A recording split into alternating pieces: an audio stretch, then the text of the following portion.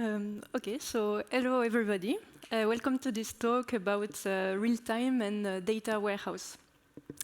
So I will start this presentation to introduce myself quickly. So my name is Manon Charvet. I'm from France, and I've been a data engineer for 6 years now. I started my career in the Ministry of Defense in Paris. I was working there as a big data engineer in a security team.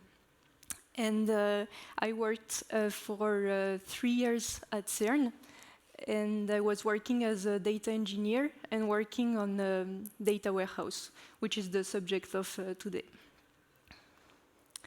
So maybe first thing, for those who are not directly in the field, what is a data warehouse? So a data warehouse, it's a platform that will enable you to centralize data from multiple sources.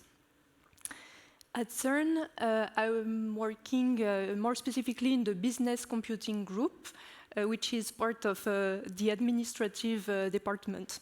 So we are dealing with data which are like in the example on the left. So we have multiple sources. We have data for the HR domain, for example, for the recruitment data, for finance, and even more databases for procurement, for site management, and etc. Our first goal is to centralize all this data, to standardize it using what we call ETLs, so which means extract, transform, load, and which enables us to read the data from the multiple sources, transform them, and store them in our big database, which is in Oracle.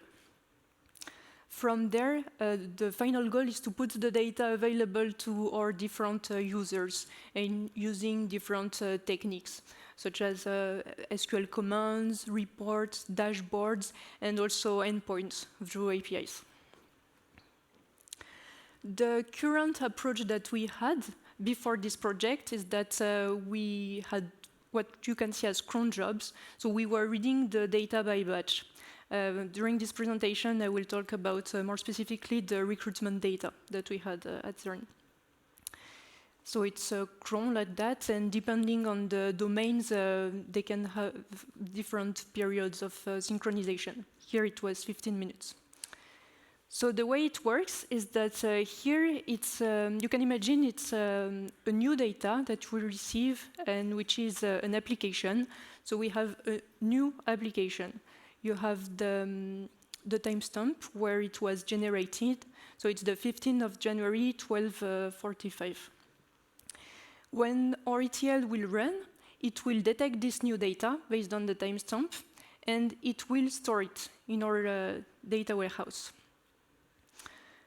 Then, when the data gets updated, for example, instead of having the new application, now it's in review.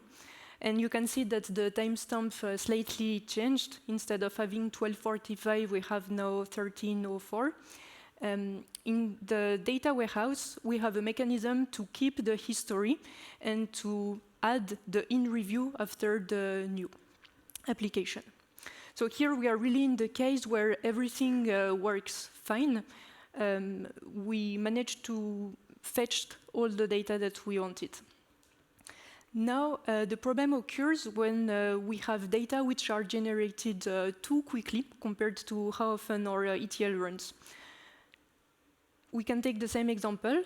We still have the new application which was generated at 12:45, but now, instead of having the in review which was generated at 13 something, it was actually generated at 12:47, which means we didn't have time to fetch initially the new before having to fetch the in review. And this is a problem for us because that means in the database, instead of having the nice history I just presented before, we are now missing the first row, the application which was linked to the new application. So that can seem to be a bit a detail, but then for analysts, it introduced some complexities. For example, instead of just having to use the statuses, they had to do complex queries with cases like this one to be able to just, for example, count the number of applicants instead of just use the statuses as it should work. So that was a bit the motivation to explain how we started thinking maybe a streaming data pipeline would be better. We already had a Kafka cluster in the group. We knew that the recruitment platform was proposing the service of a webhook, and thus we were just a bit missing the link between everything. So we had multiple candidates for our future ETL, which were Spark Streaming, Kafka Streams, and Faust. Spark Streaming, you can use it in Python, Java, Scala. The thing is that it's a bit complex to set up. You need to set up the cluster. And also, we didn't have a big volume of data in this project. So we didn't need a too big infrastructure, let's say. Then there was Kafka Stream.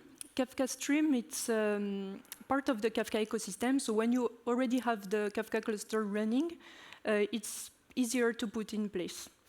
The thing is that to interact with Kafka Streams, you will have to code either in Java or Scala, and the team was more proficient with Python.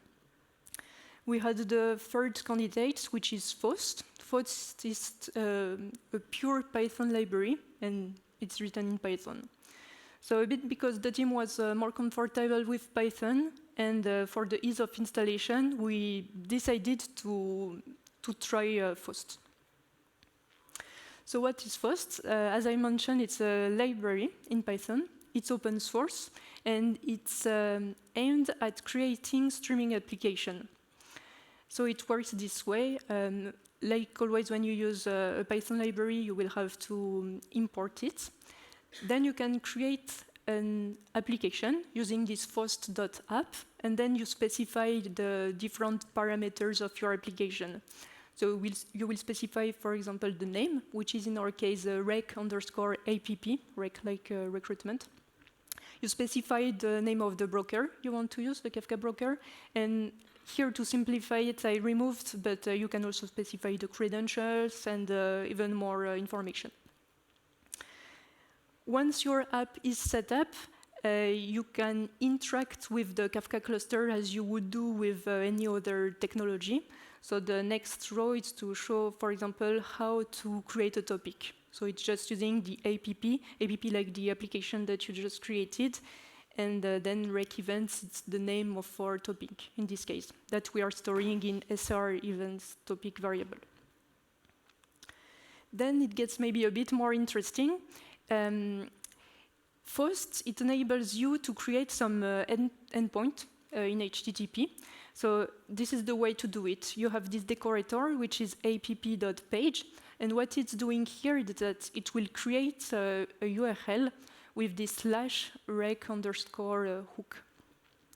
You can define your function, and how it works is that here, when we will receive a post request, we will get the JSON of this request, and we will send it with the keyword send to the topic, the Kafka topic that we just created on the slide before. I will show an architecture just after to show you a bit how everything is organized. And an important other element, it's what we call the agent that you can use with the decorator app agent. And here, if you manipulated Kafka, you can just see it as a consumer of a Kafka topic. So here it will consume the rec events topic. And to explain you a bit this snippet, so the way it works, the webhook, is that it's sending us all the data, all mixed up, if I can say. For example, we have all the information regarding the candidate, the application, the jobs in one stream. And what we wanted to do is to sort it on our side to have one topic for the candidate, one topic for the job. So it's a bit easier to parse the JSON afterwards. So that's what we are doing here with this event name. We just forward everything to a corresponding topic, and we store it in Kafka.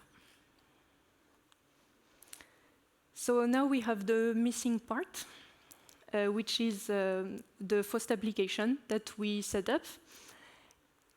And it works like that. So when a new data will be generated in the recruitment platform, the webhook will notify us to our HTTP endpoint that will trigger the page, which will send everything and store everything in the rec events topic. From there, we have agents that will consume the generic topic, if we can say, and send them to the specific topic for job, candidates, applications, and all the other domains. And from there, we will have other agents that read this topic and store it in our data warehouse. For example, to realize the historical data that I showed at the beginning of the presentation with SQL queries. The way it's deployed, it's with GitOps approach.